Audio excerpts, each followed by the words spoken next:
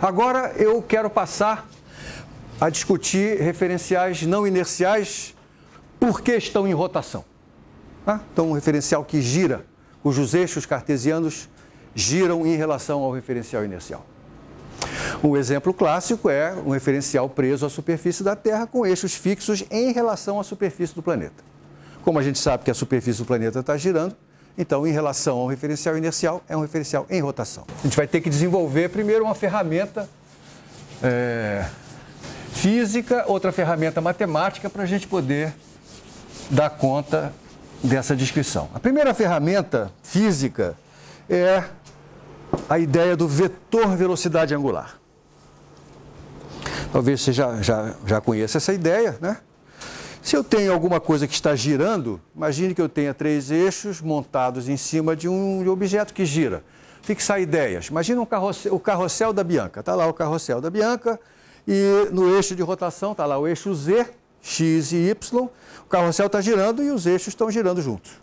Legal? Eu vou caracterizar essa rotação desses eixos com o conceito de velocidade angular.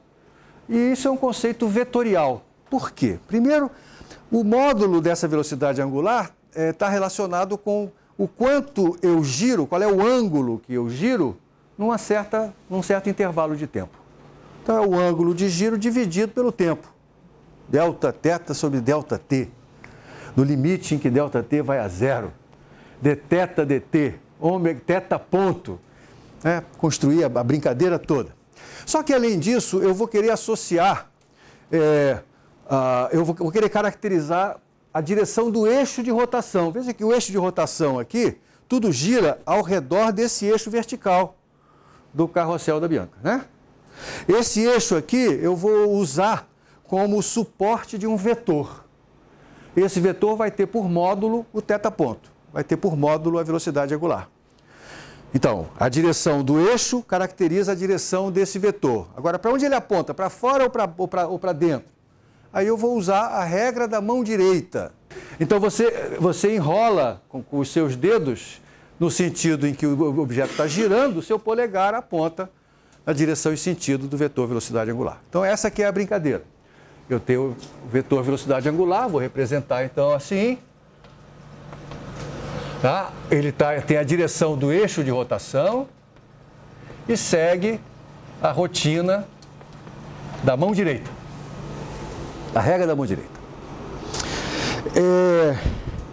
Nós vamos ver no próximo capítulo, nós vamos dar no próximo capítulo as rotações de corpos rígidos.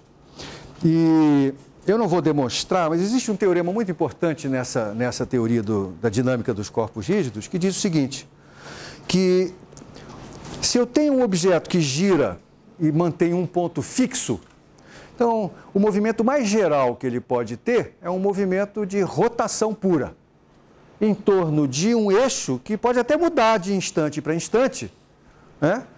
Mas pontualmente, ou num determinado pequeno intervalo de tempo, é como se houvesse um eixo ao redor do qual todo mundo está girando. Então, para pequenos intervalos de tempo, todos os pontos desse corpo rígido descrevem pequenos arcos de círculo centrados nesse eixo.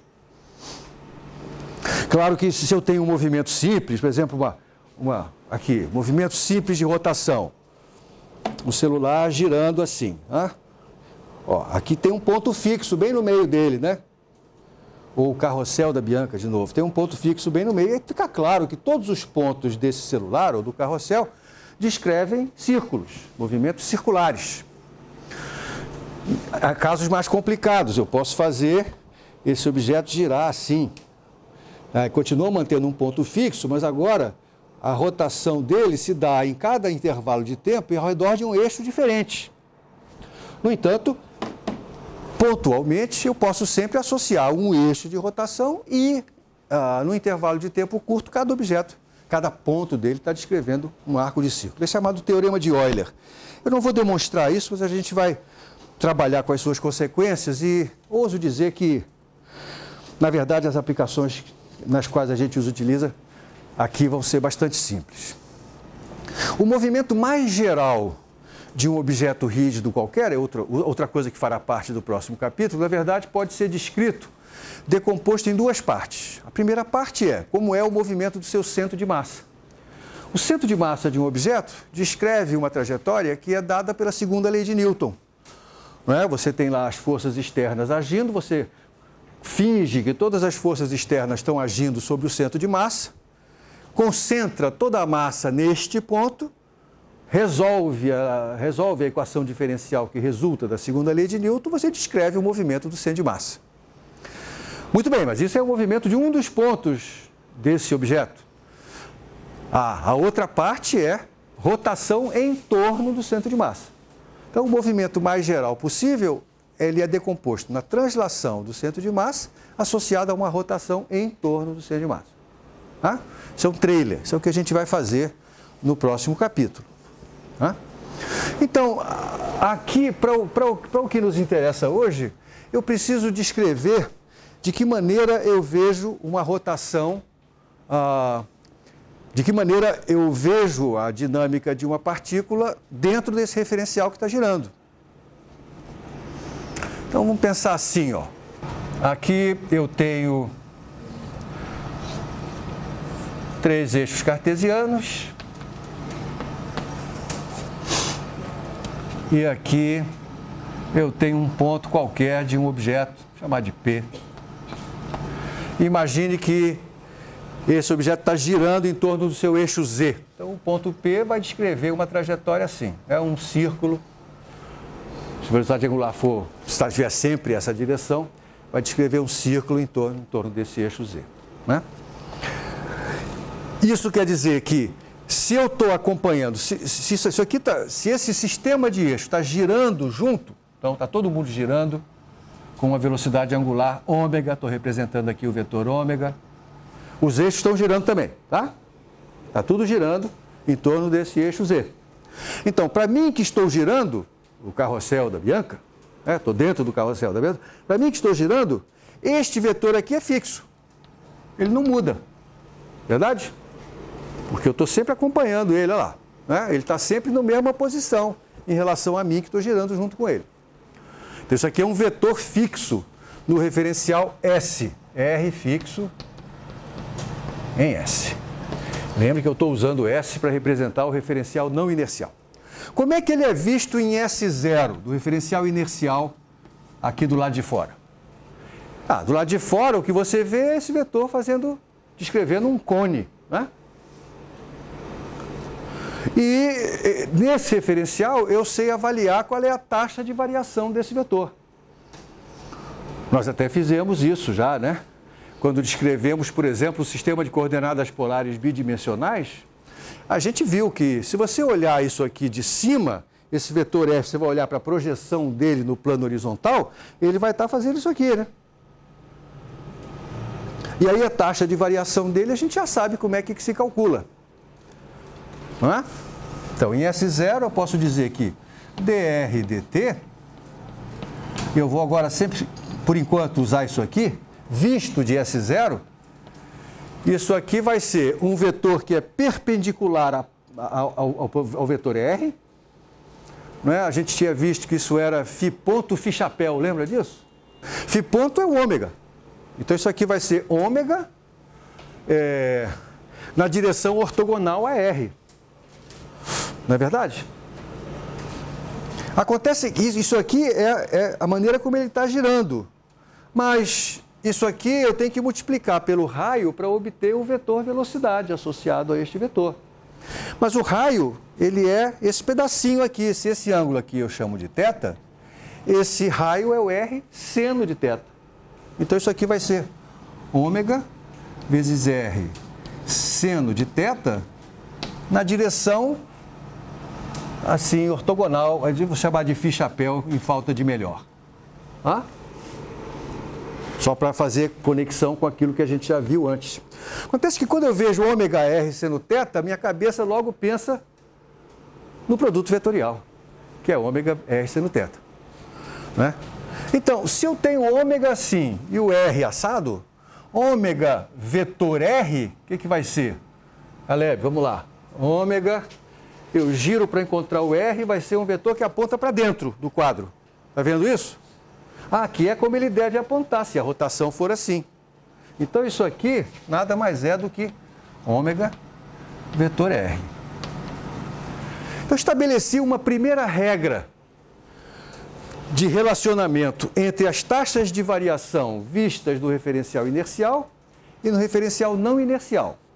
Se um vetor R está fixo no referencial não inercial, a sua taxa de variação no referencial inercial é simplesmente esse produto vetorial aqui, ômega vetor R. Mas e se esse vetor também variar em S? Ah, bom, aí tem uma tendência, bom, se ele variar em S, deve ter alguma coisa que eu devo somar aqui, essa brincadeira. Tem que somar aí só a variação que ele já tem no próprio S. Eu vou mostrar que isso é assim. Para isso, suponha que eu tenha, então, um vetor Q qualquer, Q da palavra qualquer, que em S, eu o escrevo assim, somatório de Q índice I é índice I, quando I vai de 1 até 3. O que quer dizer isso? Q1 é 1, mais Q2 é 2, mais Q3 é 3. É 1, é 2 e é 3 são os vetores unitários nas direções x, y e z. X, y e z em S estão girando junto com S. Legal? Muito bem. Então, para S, eles estão parados. Para S, eles estão fixos. Então, se eu tomar dq dt no referencial S, só quem pode variar são os QIs e não os EIs. Então, isso aqui vai ser soma igual a 1 até 3 de dqi dt em S vezes os EI. Muito bem. Se eu estiver em S0, então não são só as componentes do vetor Q, Q1, Q2, Q3, que mudam. Os EIs também vão mudar. Mas os EIs, eles são vetores fixos em S. E eu já sei o que acontece com a taxa de variação dos vetores fixos em S. Então, em S0 eu terei dq dt visto em S0 vai ser... Então, para fazer essa derivada, eu derivo esse, multiplico por esse, não é isso? Mais esse vezes a derivada daquele, né?